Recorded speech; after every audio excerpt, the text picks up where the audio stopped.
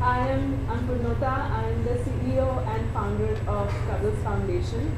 Just a quick show of hands, how many of us are social entrepreneurs? Awesome. Superb. Over the course of the next 10 minutes or so, I am going to talk about fundraising and a few fundraising hacks. This is my permission slide. I have 3 kids and I know that unless and until I have their permission to really talk to them about something, have a conversation, they're not listening. And why I put this slide up is to say that I know a little bit about fundraising. I'm not an expert, but in the last 6 years or so, every single year we have doubled the money we have raised. This year we are looking to raise about 14 crores. So do I have your permission? Yes. All right. All right. So what I'm going to do is I'm going to talk about 3 transformational behavioral hacks that we can use to up our fundraising game. And these 3 have been very carefully selected. Anshu and team actually wanted to make sure that they bring you the best of the best. And they made me do 2 rehearsals. I'm so glad that they made me do these 2 rehearsals. The first time around I went to them, I sat with them and I had this presentation. Half an hour I took them through everything I had learned about fundraising. They were extremely kind. I heard some very good things, and at the end of the 32 minutes or so, they said, all great, but we have 10 minutes. And that made my job so much tougher because I had to come up with 3 things or 2 things that would really change your game. And as Mark Twain said, if I had more time, this letter would be much shorter. So here we go. I'm going to go really fast. The first thing that I want to talk about is this principle of looking into the fridge, which is that when we have to cook meals for ourselves, we don't look at what's available in the world. We look at what's in the fridge. Anda hai, pyaz hai, bhurji ban jayegi. Similarly, when we are looking to fundraise and we go through all our contacts, all our friends, all our family, and their uncles, their aunts, and their vets, where do we get the funding from when we're at the beginning? And the principle is really simple, and it's come to me in retrospect, which is to say that we have to look into our own networks and our own network of people that we have. So I need you to take about 3 or 5 seconds to think about at least 2 people who are currently there in your network right now, who are not fundraising for you, who don't want to fundraise for you, who like your cause, but you know that they have the networks. And these are the people, if you are able to engage with them effectively, will become your biggest fundraisers. And I'll just give you 2 quick examples. One of them is this gentleman called Anand Vasudevan. He came to us. He was heading a big bank. He wanted to do philanthropy. And he said, Purnota, everywhere I go and everywhere I'm interviewing, I literally see the people with the, the dollar sign emoji. He's like, everybody wants me to fundraise and that's not what I want to do. I said, what is it that you want to do? He said, I'm not sure. But he asked me so many questions around what we do, wanted to see our balance sheet, spent 2 hours with our finance team. So I understood that this guy was really into understanding finance and was very big on transparency. So I said, Anand, why don't you come and why don't you become the head of our fiscal transparency, right? Because that's the one thing that most donors look at, which is how transparent your organization is. He said, fine. And he has been working with us, and in 9 months or so, once he was really entrenched with the organization, he himself started tapping into his friends and asking for funding because he was comfortable putting his name on the project. And we saw amazing results. You know why? Because he wasn't asking for the organization, he was asking for himself. So you are getting these people to ask for themselves. Similarly, Uma, another classic case, came to us, again, had been a corporate, husband's extremely successful, came to us 2 years back and said, I just want to work with the kids. And we said, that's fine. For a year and a half, every week she went, she worked with the kids. And soon enough, without being told, She started tapping into people because then Cuddles became her cause. It wasn't out there.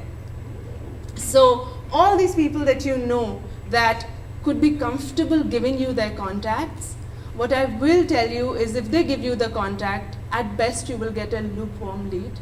Involve them. It takes time, energy, effort, blood and sweat to really have them come and make a contribution. And once you involve them, you will see that these people will fundraise and they'll fundraise for themselves. The other thing I want to talk about is how we fundraise, how we package our proposition. So I want you all to imagine that you have 10,000 rupees in your wallet right now, and you could give it to any of the causes that comes to you and asks you to donate. And I will give you this pitch about Cuddles Foundation. Cuddles Foundation does nutrition for children with cancer. You know, in the country, there are 60,000 cases of pediatric cancer that are known to occur. Out of these 60,000 cases, only 10,000 kids reach the hospital. We don't even know where the rest of the 50,000 go. Of the 50,000 kids, we lose about 40% of all these kids. And we lose them because the minute we hook them onto chemotherapy, their body has adverse reactions, they have seizures, their gut lining erodes, and many such horrible things. And the biggest tragedy of all is that pediatric cancer is the most curable form of cancer. It costs us 4,300 rupees every month to take care of one child.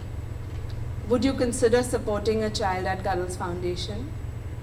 And in your head, I want you to think of the amount you will be willing to give to us. Okay? Here's the next pitch. So Cuddles Foundation does nutrition for children with cancer. And you know, we found that we were losing 40% of all kids under treatment.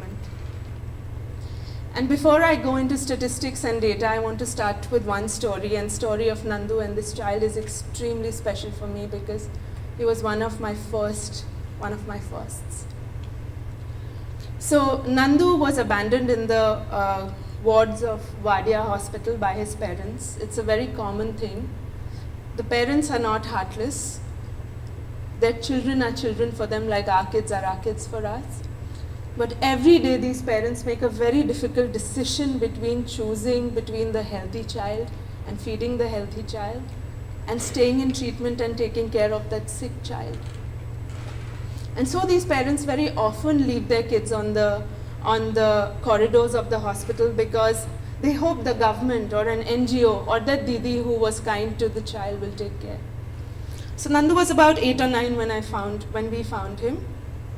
But he was not a regular 8 or 9-year-old. If any of us have kids, we know how they are. They are little. But he knew that he had to seek treatment. So what he did was, there are lots of factories around Parel. So he would go to a factory, any small factory, earn 30-40 rupees for the day, sewing buttons, making envelopes, whatever it is. Earn that money, come to Wadia Hospital. Outside there are lots of these thelas. So he would go and buy his vada pav or a biscuit, whatever he could afford for that day. And it doesn't take a doctor to tell us, right, how Nandu's health would be.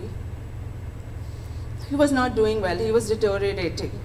And lucky for us, we started working in Wadia Hospital and we adopted Nandu's nutrition.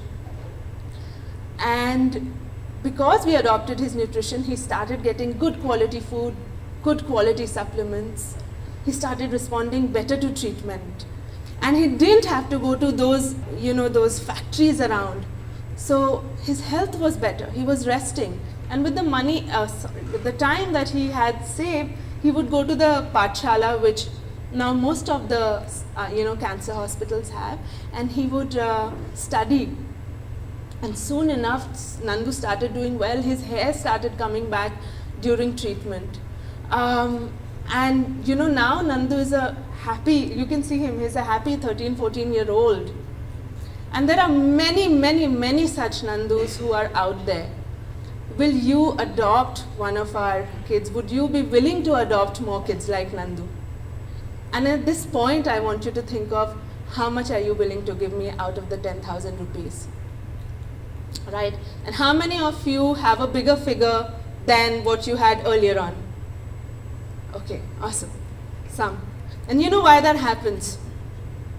The primary way we learn is through stories.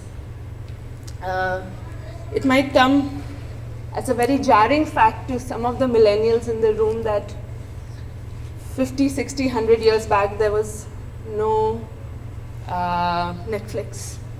You know, how we learned how to be a good son was Ramayana, Mahabharata. Stories. We learn through stories. How do African kids, how the Bushman tribe learn how to spot danger?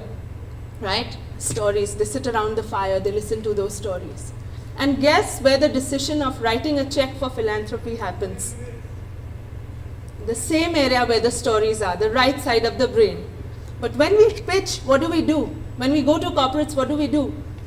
We talk statistics, or even if we give a story, we rush into and we say, you know, this is the story, but you know, we are trying to build credibility, we are trying to say these are the facts, these are the statistics, look at the numbers. And what do is we are forcing people to bounce between the right brain, left brain, right brain, left brain.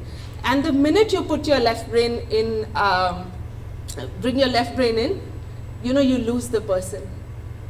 So you package, you know, Sharad did a fantastic job. What he did was he did a fundraising pitch. If he were to go there and say this in front of a fundraiser, I bet you there'll be very few who will be able to say no. The other thing I want to tell you, which is a sub part of this, is when you make your ask, okay?